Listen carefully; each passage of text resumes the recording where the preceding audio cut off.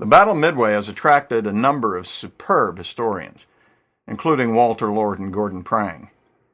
In my history of this iconic battle, I wanted to focus my attention not only on the events of this pivotal moment, but also and especially on the people whose decisions determined the course of events. Ernie King, shown here with his typically lugubrious expression, was the Navy's Commander-in-Chief. His initial title was Commander-in-Chief U.S., which rather unfortunately was abbreviated SINCUS.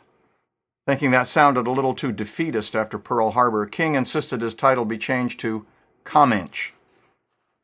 King was a little skeptical about some of the reports from American codebreakers that the Japanese were planning an assault on Midway Atoll, but since he was in Washington, he let the theater commander, Chester Nimitz, shown here in a post-war photo wearing 5 stars, have the final say. It is a testament to Nimitz's moral courage that he decided not only to trust his codebreakers, but to commit virtually all his available resources to what seemed to many to be an unequal fight. The battle happened in the first place because Admiral Yamamoto Isoroku was determined to finish off the striking force of the American Pacific Fleet, the few remaining American aircraft carriers. Yamamoto was a forward-thinking and risk-taking officer who had recognized at least a decade earlier that carriers and not battleships were the key to future naval success. Having missed them in the initial attack on Pearl Harbor on December 7th, he crafted the Midway Plan and forced it on an unwilling naval general staff because he wanted to use it as a bait to draw out and sink the 2 or maybe 3, he wasn't sure, carriers that the Americans had left.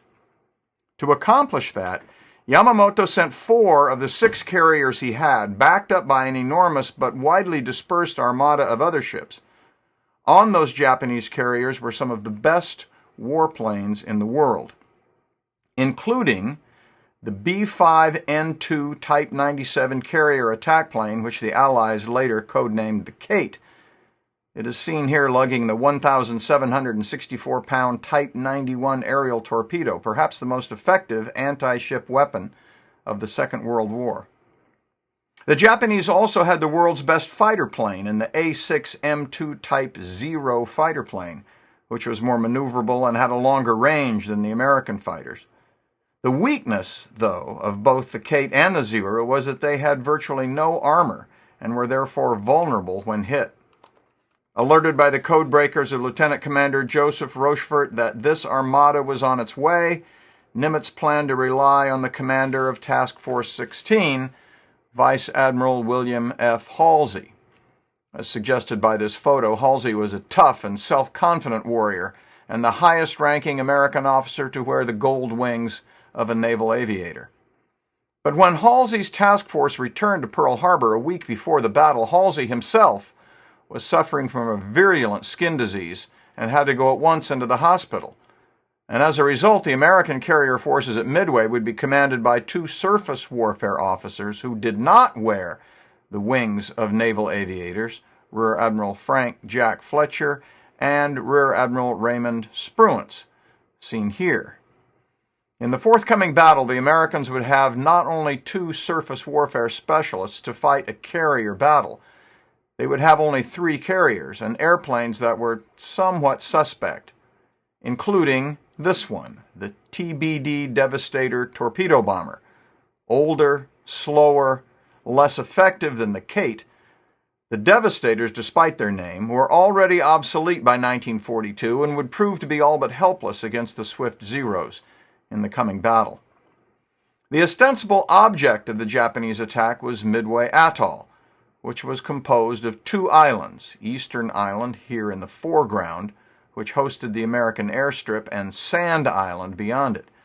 Along with the 3 American carriers, the airfield on Eastern Island constituted a 4th airplane platform for the Americans, and Nimitz put as many combat airplanes there as he could get his hands on. On the eve of the battle, he had 115 airplanes on Eastern Island. But would he have all 3 carriers? Almost exactly 1 month before, 2,000 miles away in the Coral Sea, the Americans and Japanese had tangled in the world's first carrier naval battle. In that fight, the Americans had sunk the small carrier Shoho, while the Japanese inflicted what turned out to be a mortal wound on the USS Lexington. Lexington survived the initial attack only to explode as seen here when gas fumes were ignited by sparks from a generator. The Japanese almost sunk a second American carrier in the Coral Sea when they crippled the USS Yorktown, but the Yorktown managed to make its way under its own power all the way back to Pearl Harbor, where Nimitz ordered her rushed into dry dock for a quick repair. 1,400 men swarmed over her, patching up holes, shoring up bulkheads, to ensure that she was ready to meet the oncoming Japanese armada. For their part, the Japanese sought to ensure that the American carriers were where they expected them to be in Pearl Harbor, and they sent a long-range seaplane to find out.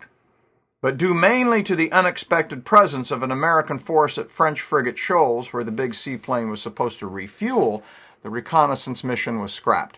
And as a result of that, the Japanese did not know that even before they arrived, Nimitz had placed all 3 of his carriers, including the patched-up Yorktown, north of Midway, in the last place, almost literally, that the Japanese would look for them.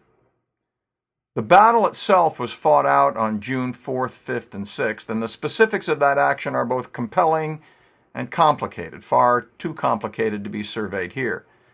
There were many critical moments when events turned on a single decision. There were errors made on both sides that affected the timing and possibly even the outcome of the fight. There was heroism and mutiny and desperation, but in the end the Americans mortally wounded 4 Japanese carriers and the Japanese mortally wounded 1, the already crippled Yorktown, seen here. It was as decisive a battle as any that was fought in the Second World War, or for that matter, in naval history itself, and clearly marked a turning point in the Pacific War. The offensive power of the mighty Japanese Navy was utterly wrecked as the heavy cruiser Mikuma, seen here, was wrecked. And for the rest of the war in the Pacific, the Japanese would be on the strategic defensive.